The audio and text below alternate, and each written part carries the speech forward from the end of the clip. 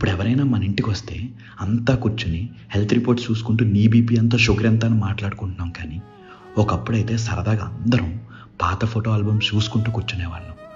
మనం చూసి ప్రతి పిక్ ఒక్కో కథ చెప్తుండేది.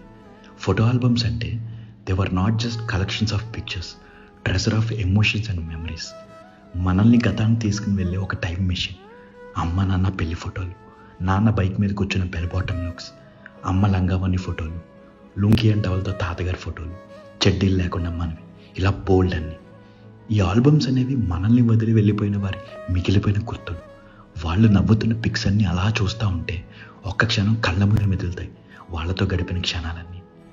ఇంక ఈ ఆల్బమ్స్ చూసే కొద్దీ అనిపిస్తుంది, ఓహో అప్పట్లో మన హౌసెస్ ఎలా ఉండేవా, మన లైఫ్స్ ఇక్కడ స్టార్ట్ అయినాయా, ఇలా మన జర్నీ, మన రూట్స్ మొత్తం ఫ్లాష్లో వచ్చి వెళ్తుంది. ఇప్పుడు ఈ బిజీ లైఫ్లో ఇలా కూర్చుని ఆల్బమ్స్ చూడడం అనేది పూర్తిగా తగ్గిపోయింది.